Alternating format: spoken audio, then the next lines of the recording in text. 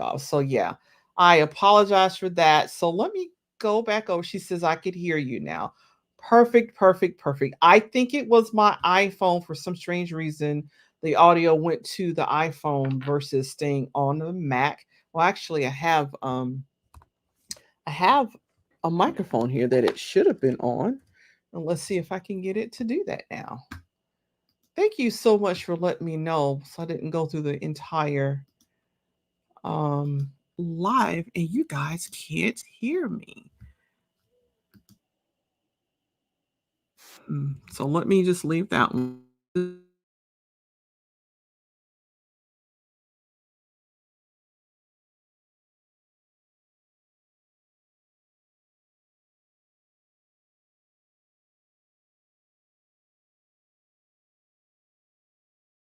Let's go back and put that in there. So let's see over here. Can you still hear me? There we go. Yes, there we go.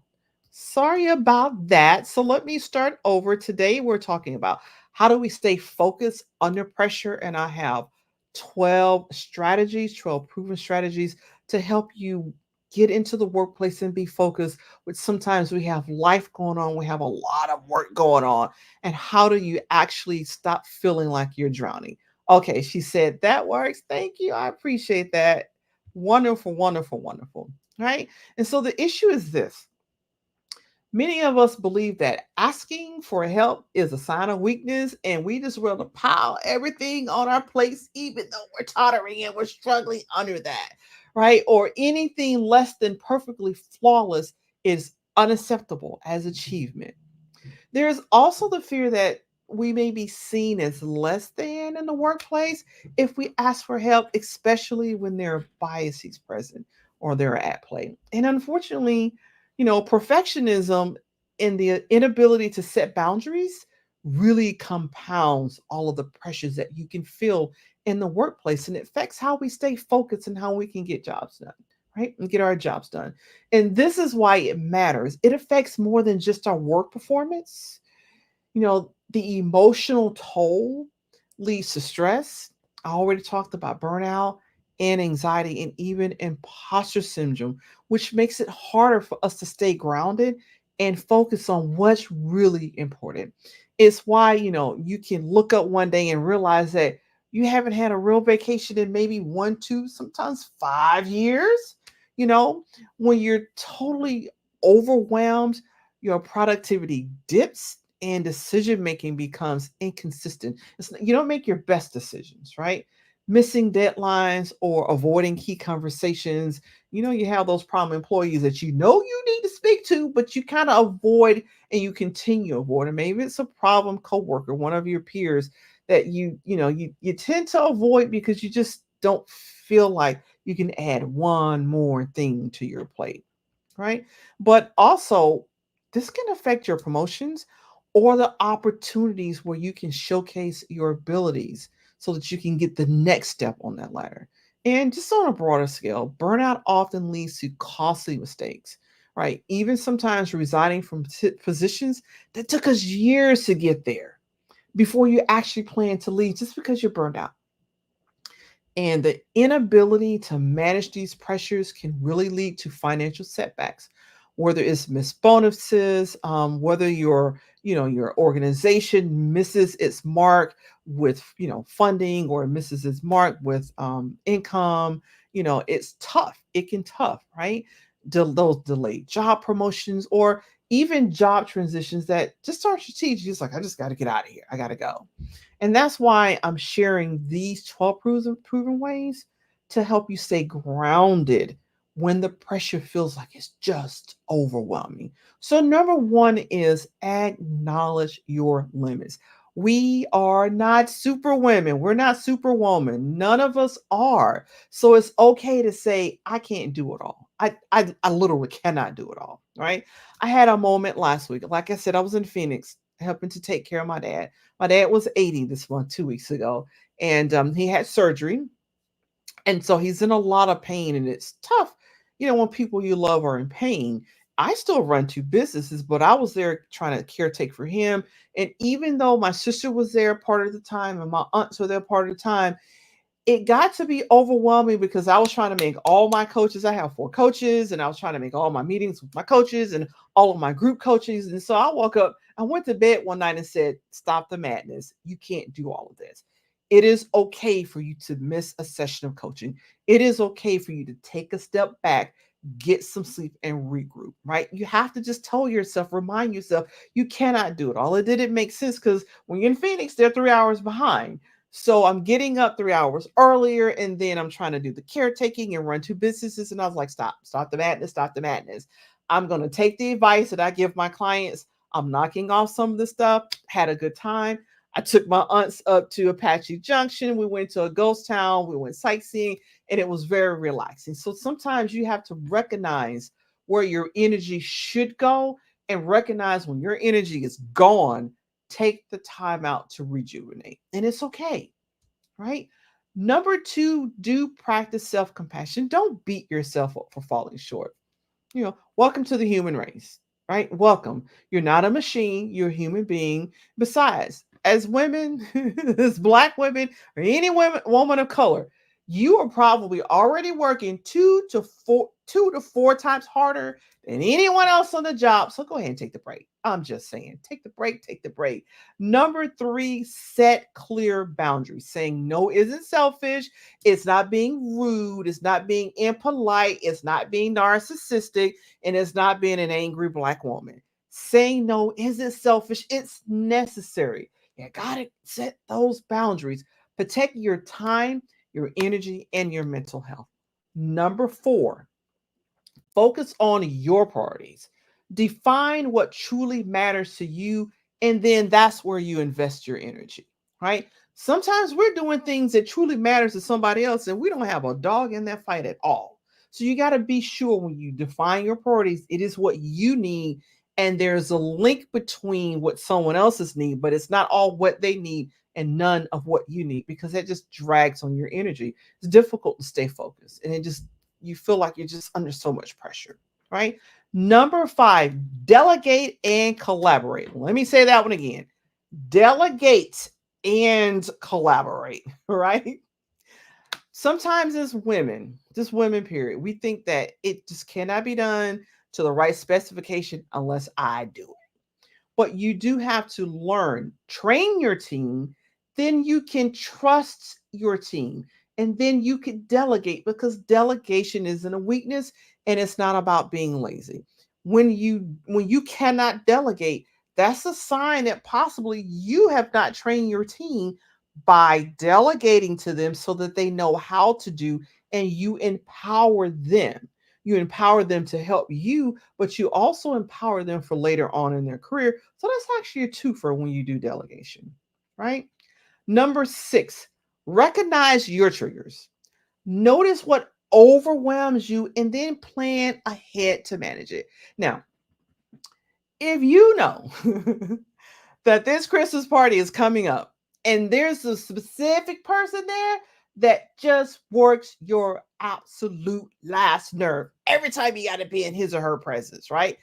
Make a plan ahead of time. You know, if you know that they're going to be there the whole party, then you come a little later. You come at what time it is, spend your time, and then you skedaddle. Then you leave, right? But do plan ahead of time. It gives you a sense of control. It puts your locus of control internal versus out, external, where you feel like you don't control that. Make that plan. Leave when you got to. Come in, make those tracks small around that person, and then you leave. Because some of us work in the office with people that, whew, I don't even like you on a day job. I know I don't want to party with you, but you're trying to do the right thing and go show your face, plan ahead, plan your escape. Or sometimes do what I do. I would just make sure that there was a room I can go sit in and just rejuvenate. I'm an introvert, so there's only so much time I'm going to want to be around all of that energy. So find a quiet space, but plan that ahead of time. Even if it's got to be in your car, go sit in your car for 10 to 15 minutes. Just make a plan. It's all right. Just let people know what you're doing. I'm going to take my break. I'll be back in a little bit. All right. Number 7, reframe negative thoughts. Challenge self doubt.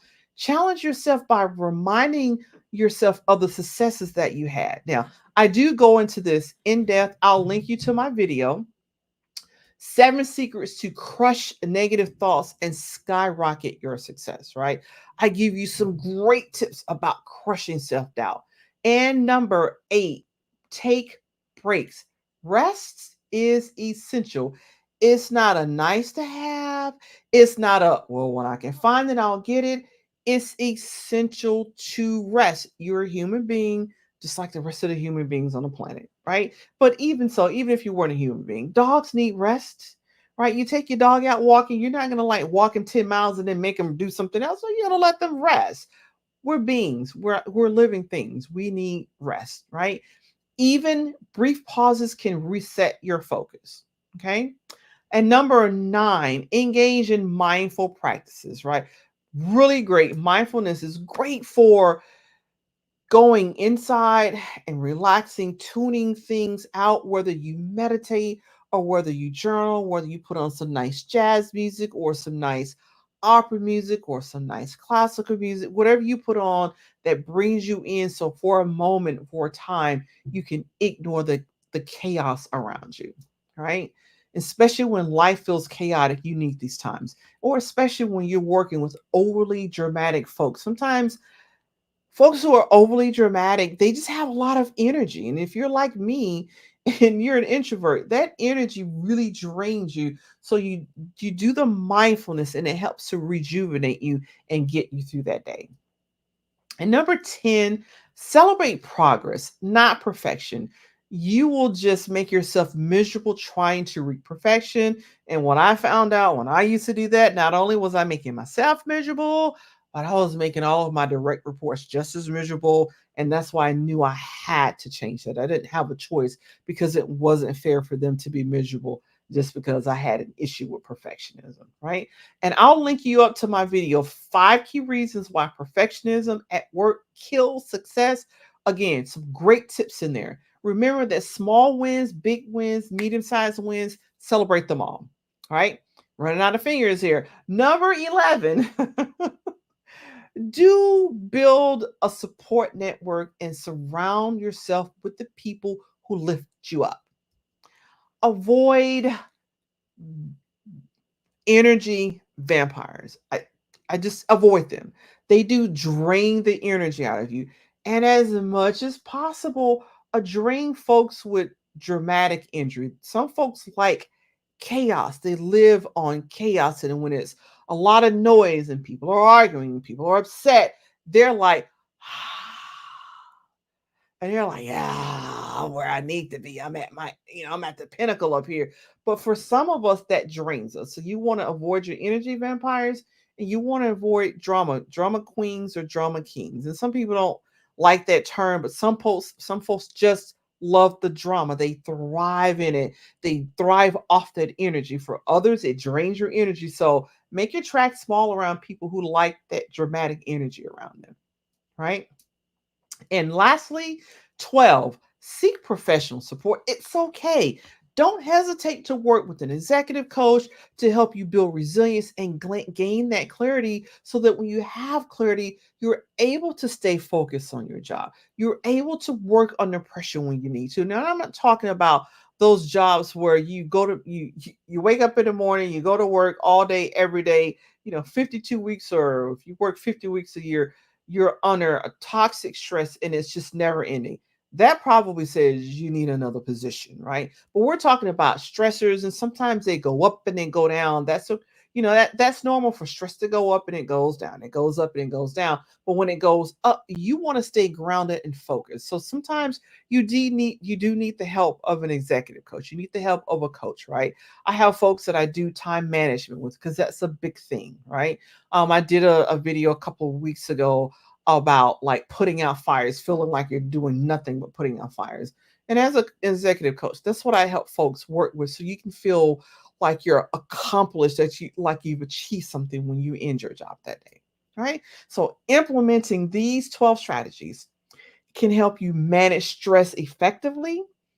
It can also help you improve your well being, and it keeps you on track towards your goals, because that's why we're at work. We set goals, we want to achieve them, find success, repeat, rinse and repeat, right?